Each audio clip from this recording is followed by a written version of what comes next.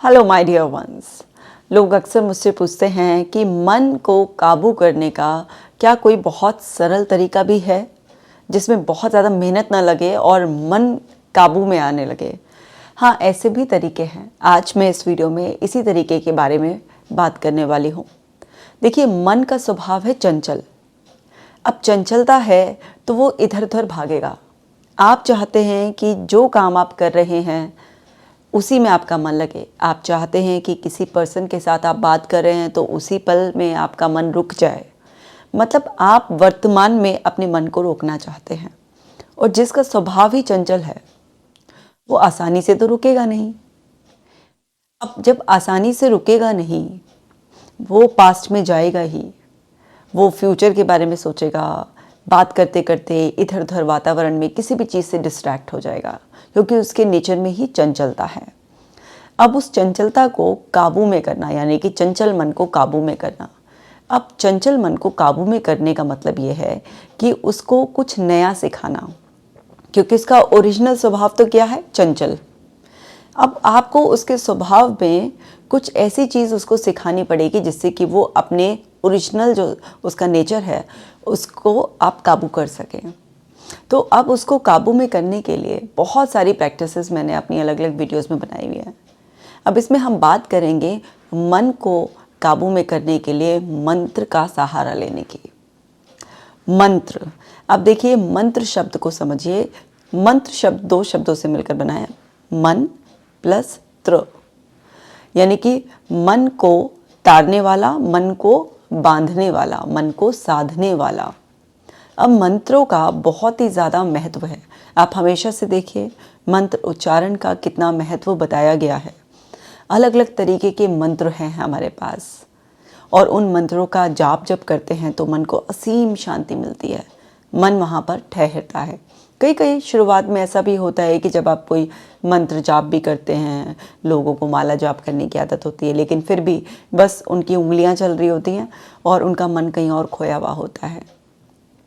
तो शुरुआत में मंत्र आज से आपने करना शुरू किया, कोई माला जब आपने शुरू किया, तो ज़रूरी नहीं है कि एकदम पहले दिन से ही वो आपके मन को बांधने लगेगा। लेकिन अगर आप किसी भी चीज़ को दोहराते हैं तो उससे आपके अंदर ठहराव आने लगता है। उसके अंदर, आपके अंदर एक ऐसी सीख आ जाती है, एक ऐसी लर्निंग डेवलप हो जाती है जिससे कि आपको उस पल में रुकना आ जाता है। तो मंत्र जो भी लोग उच्चारण करते हैं, माला जाप करते हैं, तो वहाँ पर क्या होता है, धीरे धीरे उनका मन वहाँ पर रुकना शुरू हो जाता है। तो मंत्र जाप करना सभी धर्मों में अलग अलग तरीके से किसी न किसी रूप में आया है। तो यहाँ पर ये नहीं है कि कोई स्पेसिफिक मंत्र का ही आप जाप करेंगे तो ही आपका मन बंधेगा। जिस भी आप किसी एक शब्द में, जैसे कि एक शब्द है ओम, अपने आप में ही उसमें समस्त शक्तियाँ हैं, है ना। हमारे आज्ञा चक्र, जहाँ से हमारे विचार, हमारे संस्कारों का पूरा मैनेजमेंट होता है, इसको बांधने के लिए एक ओम शब्द का उच्चारण ही पूरे मन से अगर आप करते हैं तो काफ़ी है। तो इसके अलावा भी आप और भी किसी पावरफुल शब्द का इस्तेमाल कर सकते हैं। अलग अलग तरीके के बहुत सारे मंत्र हैं।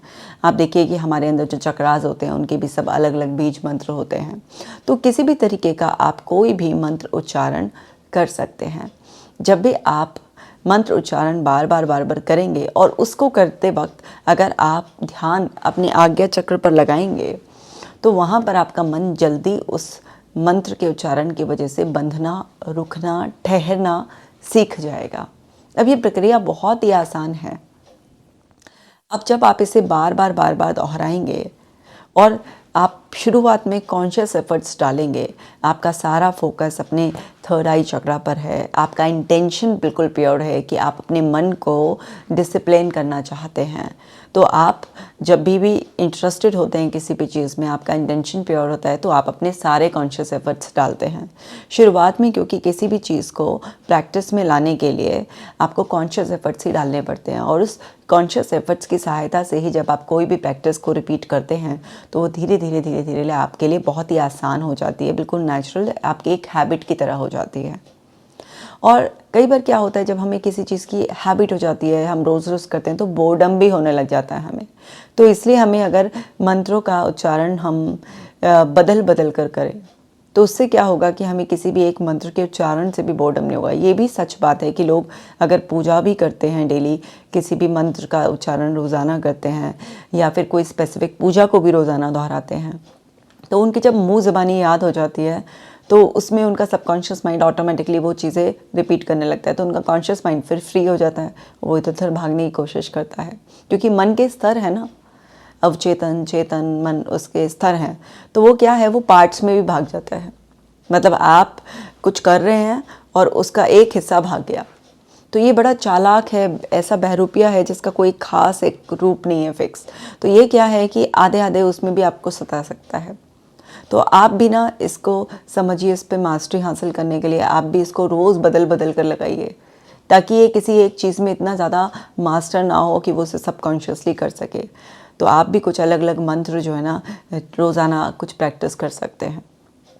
तो इससे क्या होगा कि बार बार जब आप मंत्रों का सहारा लेकर एक जगह बैठेंगे, क्योंकि जब आप किसी भी मंत्र का उच्चारण करेंगे तो क्या होगा कि आप एक जगह बैठेंगे, है ना, आप एक जगह बैठेंगे। अगर किसी ऐसी जगह बैठ रहे हैं जहाँ साफ़ सुथरा है, एक अच्छी लाइक आपने इन्वायरमेंट क्रिएट कर लिया है, वहाँ पर आप पूरे प्योर इंटेंशन के साथ मन को साधने की ये आसान सी क्रिया करने के लिए आप बैठेंगे उस पर्पज़ से, और आप अलग अलग तरीके के मंत्र का पूरा अच्छी तरीके से उच्चारण करेंगे। मतलब जो आप बोल रहे हैं वो आपको कानों में बिल्कुल स्पेसिफिक सुनाई आना चाहिए।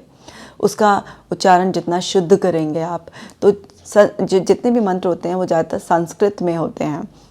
तो जब आप संस्कृत को बोलते हैं पूरे शुद्ध उच्चारण के साथ, तो आप बहुत माइंडफुल होते हैं, और आप जब उसको बार बार दोहराएंगे बिल्कुल अच्छी तरीके से कि मुझे उसका उच्चारण बिल्कुल शुद्ध बोलना है और उसको इतना लाउड बोलना है कि मेरे कानों में वो अच्छी तरह से सुनाई दे, और आप जो है ना अपनी थर्ड आई पर फोकस करेंगे। आप ना बिल्कुल अपने आप को ऐसे स्टिल भी इमेजिन कर सकते हैं कि आपका मन जो है ना बिल्कुल शांत है, आप इसी मोमेंट को एंजॉय कर रहे हैं और आपका मन बिल्कुल स्थिर है। और अपने मन को ये भी साथ के साथ एक्सप्लेन कर देंगे कि ये प्रोसेस आपको बहुत पसंद है और आप चाहते हैं कि आपका मन बस इसी क्षण में लगे, क्योंकि आपको पता है इस क्षण का क्या महत्व है। आपने साथ के साथ ये एक्सप्लेनेशन भी दे दी, और आप अपने आप को इमेजिन भी कर रहे हैं कि आप बिल्कुल स्टिल जो है ना आराम से बैठे हैं, आपका मन बिल्कुल शांत है, इसी मोमेंट में है, आपकी सांसों पर भी आपका ध्यान है। जब इस तरीके से आप इमेजिन भी करेंगे अपने आप को, तो ये सब प्रयास एक साथ करने की वजह से आपका माइंड एक नया डिसिप्लिन सीखेगा, और कुछ ही दिनों में आप देखेंगे कि आपके लिए प्रक्रिया बहुत ज़्यादा आसान हो जाएगी। और इसी प्रक्रिया को और आसान बनाने के लिए आप इसमें एक ये एक्टिविटी भी इन्वॉल्व कर सकते हैं कि आप जो है ना कभी कभी इस मंत्र वाले प्रक्रिया को लेट कर भी कर सकते हैं। जैसे सब आसन में लेट जाएं, एक ही बार आपने जो पोजीशन ली है उसमें आप लेट जाएं, उसके बाद आप अपनी इस बॉडी को किसी भी डिस्कम्फर्ट के होने पर एडजस्ट करना अलाउ ना करें। मतलब जैसे आप ज़मीन पर आसन डालकर बैठ गए, लेट गए हैं, या फिर आप जो है ना किसी भी तरीके से आप सपोज़ करें बैठ ही गए हैं, आपसे लेटा भी नहीं जा रहा, आप बैठ गए हैं। एक बार क्या होता है, हम बैठ जाते हैं, लेट जाते हैं, उसके बाद थोड़ी देर के बाद ना हमें डिस्कम्फर्ट फील होने लगता है और हम अपने आप को एडजस्ट करने लगते हैं। तो यानी कि किसी भी बॉडी के सिग्नल से हमने अपने आप को एडजस्ट किया। तो अब क्या है कि माइंड ये सीख जाता है कि अगर बॉडी के सिग्नल से भी एडजस्ट किया तो एनवायरनमेंट के किसी सिग्नल से भी एडजस्टमेंट हो सकता है।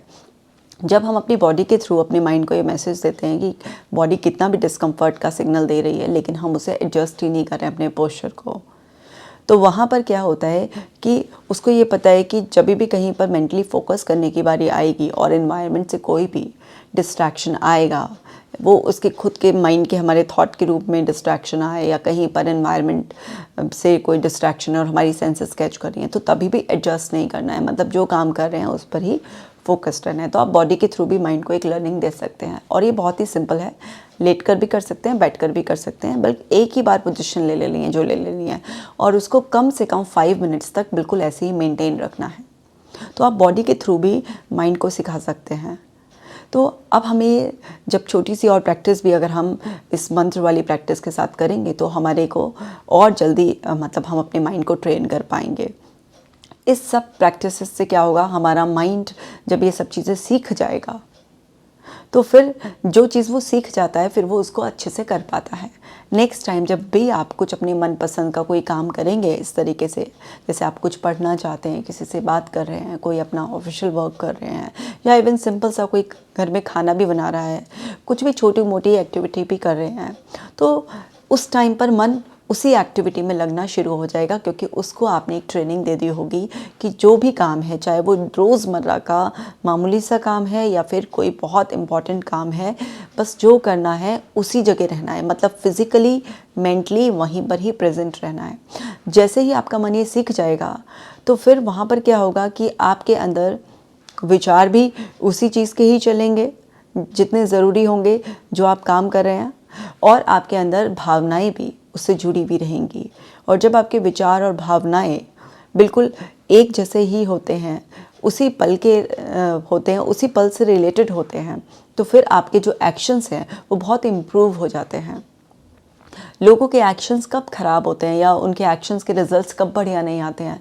जब उनका मन विचारों के रूप में कहीं इधर उधर भाग रहा होता है, उनके इमोशंस जो है ना उसके अकॉर्डिंग नहीं होते हैं, मतलब उनको ऐसा लग रहा होता है बस काम करना पड़ रहा है। जब वो फीलिंग ये होती है कि काम करना पड़ रहा है और मन भी इधर उधर और अट्रैक्शन की तरफ, डिस्ट्रैक्शंस की तरफ भाग रहा होता है, तो फिर वो एक्शंस में आप उतना ज़्यादा परफेक्शन नहीं ला सकते।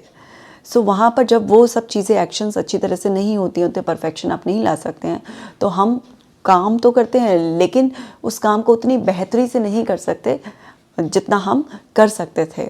तो हमें क्या है, अपने परफॉर्मेंस को भी और अच्छे से इम्प्रूव करने के लिए अपने मन को अगर हम उसी पल में रोकने की ट्रेनिंग दे देंगे, तो हमारे विचार, हमारे एहसास और हमारे सारे जो एक्शंस हैं वो सब एक लाइन में हो जाएंगे। और जब ये कॉम्बिनेशन परफेक्ट हो जाएगा तो आपकी ज़िंदगी में आप प्रेजेंट मोमेंट का बहुत ही अच्छी तरीके से आनंद ले सकते हैं, आप इंजॉय कर कर अपने हर काम को कर सकते हैं। फिर आपको वो बात समझ में आएगी कि कोई भी काम छोटा बड़ा नहीं होता है, हर काम में मज़ा आ सकता है, हर काम अच्छे से किया जा सकता है, हर काम को करके बेहतर फील किया जा सकता है। और जो प्रेजेंट मोमेंट में लाइफ है, क्योंकि लाइफ तो एक्चुअल में प्रेजेंट मोमेंट में है, बाकी सब तो आपके मनोवैज्ञानिक स्तर पर है, आपकी बीती हुई कल भी और आपकी आने वाली कल भी।